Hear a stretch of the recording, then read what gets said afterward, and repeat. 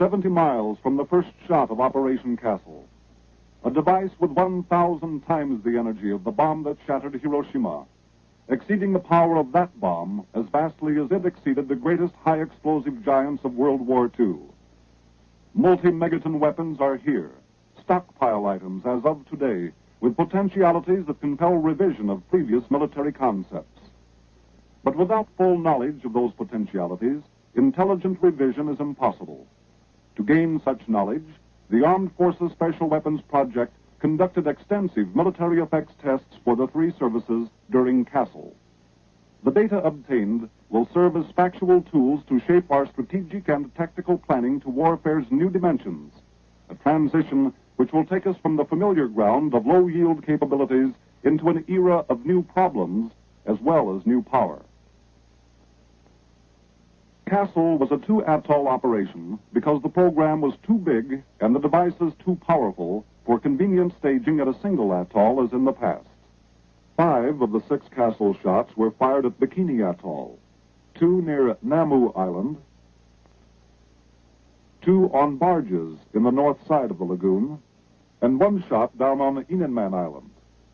At Eniwetok Atoll, some 200 miles to the west, only 1 shot was fired, number 6, on a barge in the old Ivy Mike crater. Ground space in the Pacific Proving Grounds is scanty in the form of small islands, and many of Castle's projects were handicapped by this fact. For one thing, it was not practical in most cases to lay out instrument lines involving runs over dry land alone for any sizable distances. It should also be remembered that all Castle shots, like Ivy Mike, were surface bursts. 2 of them fired in ground surface cabs, and the other 4 fired on barges. We therefore do not as yet have any empirical data on effects of multimegaton air bursts. Looking now at the data we did obtain, we may first consider the nuclear radiation aspects. Initial gamma measurements on this operation employed orthodox techniques with chemical and film dosimeters and scintillation detectors at a number of island and reef stations. These studies confirmed Ivy Mike's indications that initial gamma from a high-yield device differs considerably in delivery timing from that of a weapon in the kiloton range. Roughly 50% of the initial gamma dose from kiloton weapons arrives within the first half-second after the burst, allowing no time for target personnel to take cover. With a multi-megaton bomb, however, some 80 or 90% of initial gamma will not arrive on target until after arrival of the shock front. At fair distances, this could provide a number of seconds for target personnel to take such cover as may be available. This timing differential becomes of academic interest only in view of another Castle finding. It developed that initial gamma dosage at ranges of concern reached only about 1/10 of the predicted levels. This means that initial gamma from the big weapons drops off to military unimportance at ranges at which blast and thermal will still cause almost 100% casualties outside of heavy bunkers.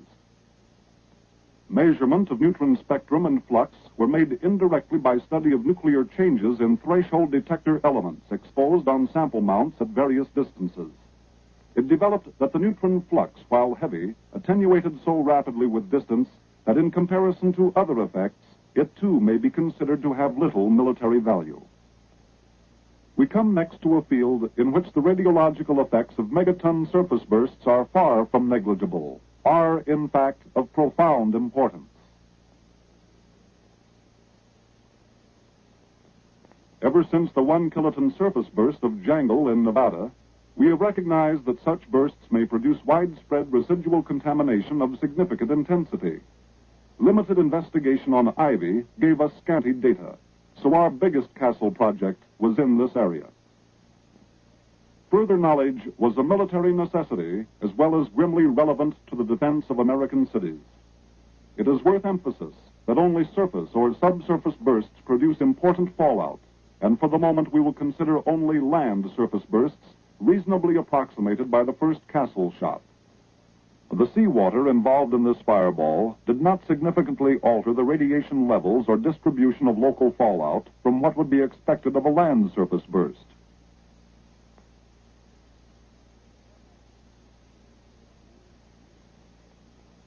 fallout history begins with the scores of millions of tons of earth vaporized by such a detonation. This material, which rises with the fireball, has neither original nor induced radioactivity of any consequence. But during condensation, it traps radioactive bomb products significant for intense gamma emission. In the first few minutes, the visible cloud will reach from 60 to 100,000 feet or more for multi-megaton bursts with a stem over 5 miles in diameter. Fallout of the radioactive particles inside and below the visible structure now begins through the operation of gravity, rainout, convection, and other mechanisms. The active airborne particles move on downwind, causing significant fallout for a period of 10 hours or more.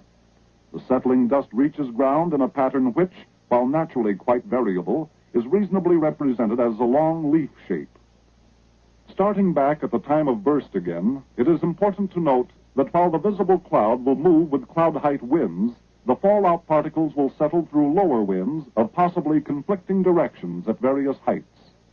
Orientation of the ground fallout pattern is determined by a resultant wind vector which is an average of all winds from ground to cloud height. Therefore, the fallout pattern may take an entirely different path from that of the visible cloud. Changes in the average wind vector as the falling dust moves across country can cause major distortion of the fallout pattern. The most important collectors of Castle fallout data were of two main types: total collectors, such as the gum paper trays and funnels of several sizes; intermittent collectors, such as belt samplers; and the rotating drums, both of which exposed collection trays at timed intervals. Such instrumentation in varying combinations was placed on a number of islands at Bikini and more distant atolls. Since this constituted scanty coverage, 26 instrumented stations were located on anchored rafts a few miles apart throughout the Bikini Lagoon. Losses of this type of equipment were heavy on the unexpectedly powerful first shot, which only 12 of the 26 stations survived. All those within a 10-mile radius were overturned. For the final shot, number 6 in the old Mike crater, a similar grid of 32 of these raft stations was employed to document the Eniwetok Lagoon. To extend the coverage outside the lagoons, original planning called for the use of floating dam buoys in concentric rings at 30 to 100 miles from ground zero. They were instrumented with funnel and sticky paper collectors, plus small radio transmitters to assist in locating them after each shot. Success of the dam buoy project was limited by difficulty of recovery due to high seas and change of shot schedules. On the last two shots, open ocean fallout was documented by a new technique of water survey and sampling methods. 1-gallon water samples were taken at a number of stations in contaminated areas at various depths from the surface to several hundred meters down. Further data were obtained from surface and underwater gamma meters, either lowered straight down for determination of radiation versus depth, or towed behind ships for contour surveys. Vertical profile data from the meters and from analysis of the water samples indicated that the radioactive debris mixes rapidly and uniformly throughout the surface layer down to the thermocline at around 120 meters. This vertical mixing information made it possible to estimate total fallout intensity at a given ocean site by measuring the activity of a single sample of surface water from that spot. All computations were correlated with the data from buoy and raft stations, ships, and island weather stations. In fact, emphasis on this open ocean survey resulted directly from the unforeseen fallout from Shot 1 on some populated distant islands, a weather station on one of them. These islands, functioning as accidental total fallout collectors, gave us our first real clues to the vast area affected by contamination from a high-yield surface burst. Within a few hours after that shot, a powdery snow-like fallout began on Ilinganai and Rongelap atolls, then on Rongerik, and finally on Uterik. By H plus 78 hours, 229 Marshall Islanders and 28 American service personnel were evacuated to Kwajalein for survey and treatment. It was tentatively estimated that the total gamma dose may have approached 70 Roentgens for the people on Ilinganai, 175 Roentgens for some on southern Rongelap, 80 on Rongerik, and only 14 on Uterik. The dosages in these outer fringe areas did not appear to reach levels of immediate combat significance, nor did any severely incapacitating effects show up during treatment or observation on quasulane in excess of 40 days. A majority of those receiving the heaviest radiation reported some transient nausea on the first or second day, and there was a small incidence of gastrointestinal disturbances of short duration. Some loss of hair was a frequent symptom. Most of the Marshallese in this category developed multiple skin lesions, usually not severe, predominantly on the scalp, back of the neck, and feet. Only a few developed mild secondary infections during healing. The lesions appeared to be directly related to the amount of fallout deposited on the skin rather than to the generalized whole-body radiation. It appeared that even one layer of clothing afforded substantial skin protection, suggesting that the beta energies of the fallout material were relatively low. Significant blood changes were found in patients from the heavier fallout areas, including pronounced lowering of both platelet and leukocyte counts, which would reduce the body's ability to combat hemorrhage or infection. Returns to normal were not complete after 6 weeks. Subsequent surveys of the fallout islands, together with autopsies of domestic animals, have indicated that intake of contaminants through the lungs in cases of this sort will be negligible compared to the external radiation dose, and will probably be negligible in comparison with the intake with food and water unless these supplies are protected. Possibly some new Air Force equipment. We can now take another look at the fallout material that came down on Rongelap. The small portion of the cloud material destined for southern Rongelap, where the natives lived, was emitting gamma at the rate of about 130 roentgens per hour at H+1, or 1 hour after the shock.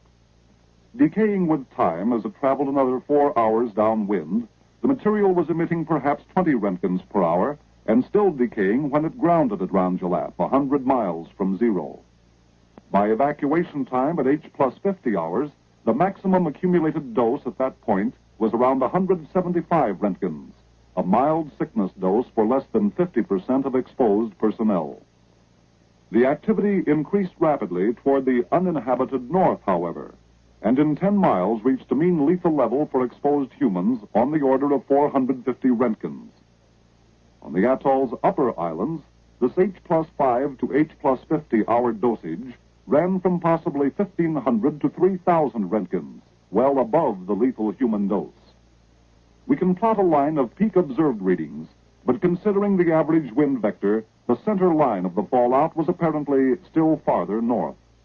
Mapping from a few established values, we can at least approximate the minimum fallout pattern. The contours are selected to represent accumulated dosage from arrival time to H+50 hours. The 450 Roentgen mean lethal dose appears to have enclosed an area exceeding 7,000 statute square miles, an area some 250 miles long, an area which on land could blanket large segments of population. And note that inside this 450 Roentgen border, the dose accumulated by H+50 hours climbs quickly to 100% lethal for exposed humans. On the defensive side, remember that the gamma intensity of fallout at H+7 hours has decayed to 1/10 what it was at H+1, and by H+48 hours, it is only 1/100th of the H+1 value. Additionally, the shelter of a frame dwelling will cut the dose rate to 1/2 of the outside rate, and the position in the basement would reduce it to 1/10. Attenuations in excess of 1,000 can be gained in basements or middle stories of multi-story buildings, or in simple shelters with at least 3 feet of earth overhead. In general, however, it should be recognized that the best average shelter available in cities will cut dose rates only to a level between 1/4 and 1/8 of the full dose. Immediate evacuation when fallout begins is not too promising, both because of sheer physical difficulties and because of probable lack of data as to safe and dangerous areas. The most practical solution appears to be the widespread use of available shelter for 2 to 4 days before attempting mass evacuation. We will consider now a phase of the fallout studies which was of major importance to naval operations. This was an experiment with a pair of modified Liberty ships to determine the effectiveness of a saltwater spray system designed to wash contamination from weather surfaces as a ship progresses through a heavy fallout area. Additional studies were made of the effectiveness of decks and other ship structures for shielding interior locations and of the entry of airborne contaminants through ventilation and boiler air systems. The Liberty ships designated as vehicles for these and related studies were YAG-39, fully equipped with a washdown system, and YAG-40 with no washdown. Each ship's modifications included a representative flight deck, 2 gun installations, and an F-4U aircraft carried aft. Both ships were heavily instrumented to measure gamma dose rate and total dosage. On each of the 4 shots participated in, an average of 400 detector channels was in operation, transmitting data below decks to the recording rooms. Airborne and weather deck beta distribution studies were also accomplished. The ships were equipped with drone control systems for remote operation of engines, steering, and the washdown apparatus of YAG-39. During the first 2 shots, both ships were unmanned in their maneuvers into the fallout region and were controlled from a P-2V-5 aircraft with a secondary control center aboard the carrier Biroko.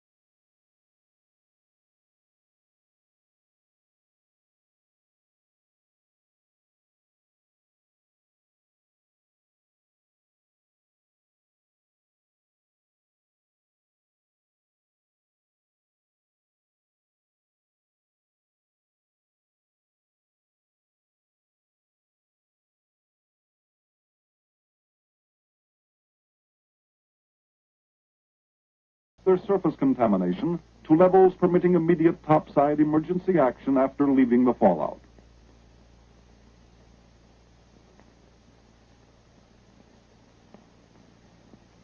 No thermal military effects tests were scheduled on Castle, but measurements were made of the thermal spectrum, power versus time, and total energy. Power versus time graphs show that the main thermal pulse of a low-yield weapon arrives and is essentially completed inside of a couple of seconds. From a high-yield weapon, it takes some 3 seconds to reach the peak of the main pulse, which has a comparatively long duration. Therefore, quick dodging, even into light cover, would allow target personnel to escape most of the thermal effects. This slower delivery time also requires a scaling up of low-yield thermal damage criteria. Equivalent damage from a 1 megaton bomb requires twice as many calories per square centimeter. The needed increase approaches 350% for 15 megatons, and probably still more for higher yields. But even with these handicaps, the thermal destructive range of megaton weapons is huge.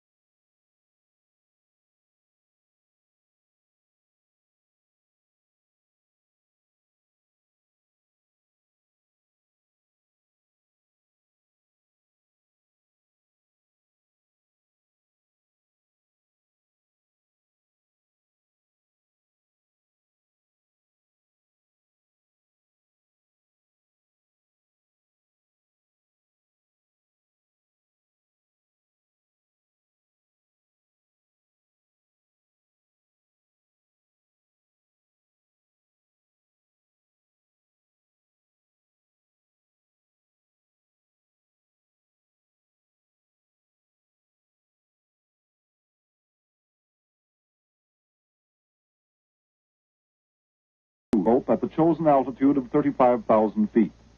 Instrumentation was extensive, primarily to measure thermal effects.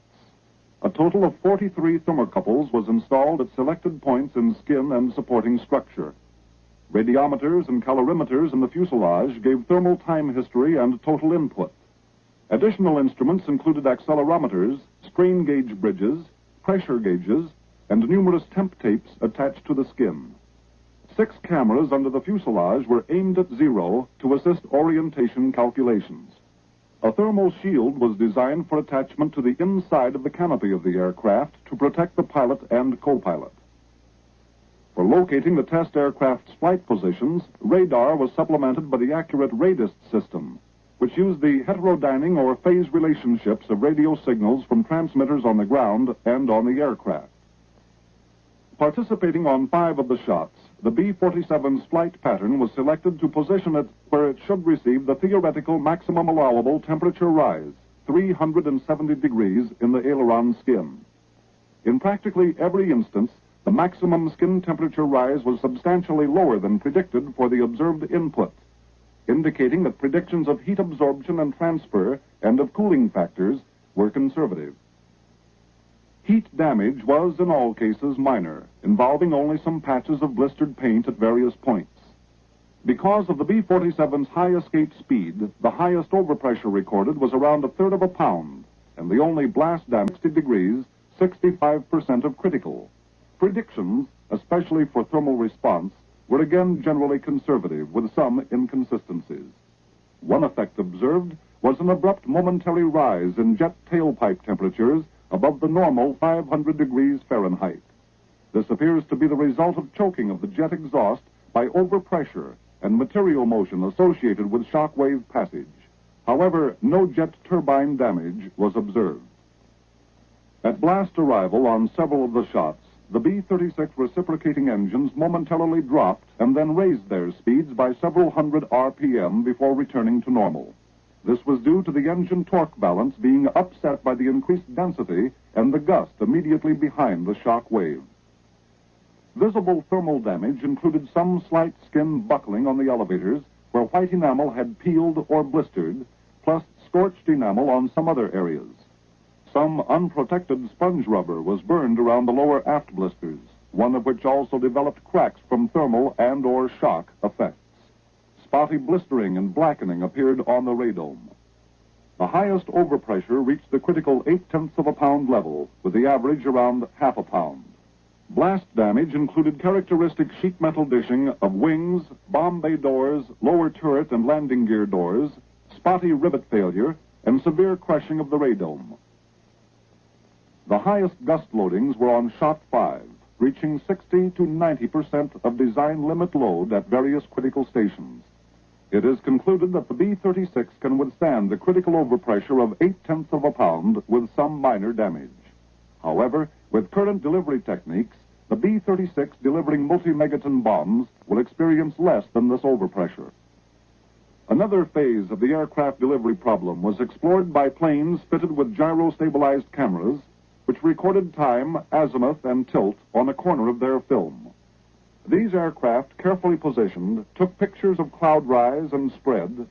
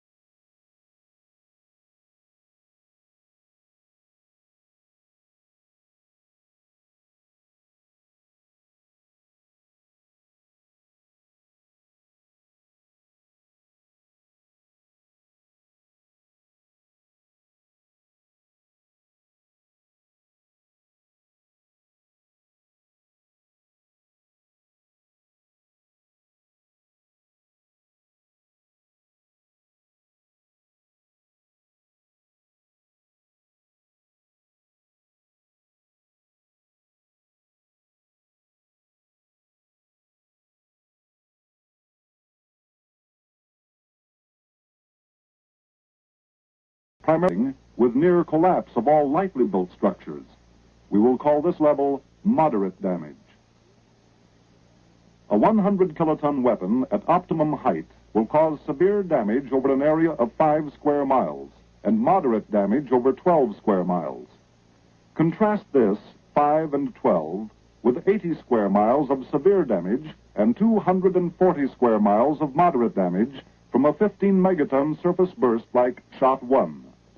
240 square miles, more than 20 Hiroshimas in a group, more than 10 Manhattans, in which blast compounded with fire may bring almost total destruction. An idea of the extensive damage that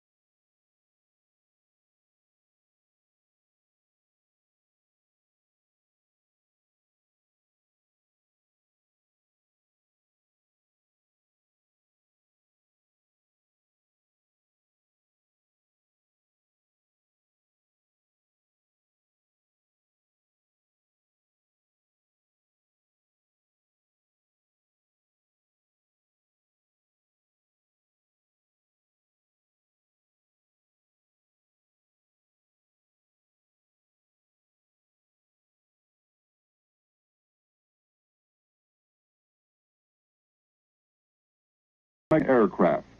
The transducers or gauges were of several varieties: mechanical, electromechanical, and piezoelectric. The underwater pressures were of military interest from the standpoint of effects on ships, submarines, sub-pens, harbor facilities, minefields, and dams. The primary finding was that the pressures from a shallow water surface burst were about of the same magnitude as the air overpressures at the same distances, and are therefore probably of small military value. A related project was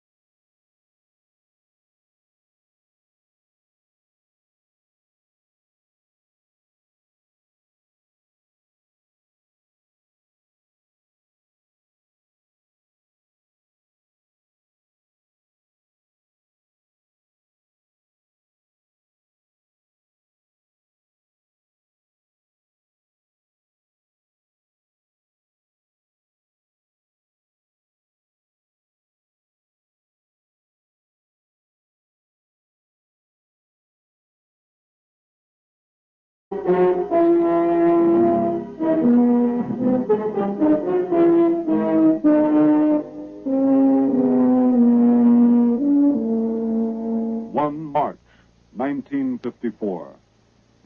70 miles from the first shot of Operation Castle, a device with 1,000 times the energy of the bomb that shattered Hiroshima, exceeding the power of that bomb as vastly as it exceeded the greatest high-explosive giants of World War II.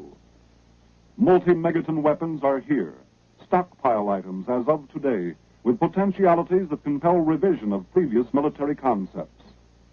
But without full knowledge of those potentialities, intelligent revision is impossible. To gain such knowledge, the Armed Forces Special Weapons Project conducted extensive military effects tests for the three services during Castle. The data obtained will serve as factual tools to shape our strategic and tactical planning to warfare's new dimensions, a transition which will take us from the familiar ground of low-yield capabilities into an era of new problems as well as new power. Castle was a two-atoll operation because the program was too big and the devices too powerful for convenient staging at a single atoll as in the past. 5 of the 6 Castle shots were fired at Bikini Atoll, 2 near Namu Island, 2 on barges in the north side of the lagoon, and 1 shot down on Inanman Island. At Eniwetok Atoll, some 2 nuclear radiation aspects. Initial gamma measurements on this operation employed orthodox techniques with chemical and film dosimeters and scintillation detectors at a number of island and reef stations. These studies confirmed Ivy Mike's indications that initial gamma from a high-yield device differs considerably in delivery timing from that of a weapon in the kiloton range. Roughly 50% of the initial gamma dose from kiloton weapons arrives within the first half-second after the burst, allowing no time for target personnel to take cover. With a multi-megaton bomb, however, some 80 or 90% of initial gamma will not arrive on target until after arrival of the shock front. At fair distances, this could provide a number of 100 miles to the west. Only 1 shot was fired, number 6, on a barge in the old Ivy Mike crater. Ground space in the Pacific Proving Grounds is scanty in the form of small islands, and many of Castle's projects were handicapped by this fact. For one thing, it was not practical in most cases to lay out instrument lines involving runs over dry land alone for any sizable distances. It should also be remembered that all Castle shots, like Ivy Mike, were surface bursts, 2 of them fired in ground surface cabs, and the other 4 fired on barges. We therefore do not as yet have any empirical data on effects of multi-megaton air bursts. Looking now at the data we did obtain, we may first consider the nuisance for target personnel to take such cover as may be available. This timing differential becomes of academic interest only in view of another Castle finding. It developed that initial gamma dosage at ranges of concern reached only about 1/10 of the predicted levels. This means that initial gamma from the big weapons drops off to military unimportance at ranges at which blast and thermal will still cause almost 100% casualties outside of heavy bunkers. Measurement of neutron spectrum and flux were made indirectly by study of nuclear changes in threshold detector elements exposed on sample mounts at various distances. It developed that the neutron flux, while heavy, attenuated so rapidly with distance that in comparison to other effects, it too may be considered to have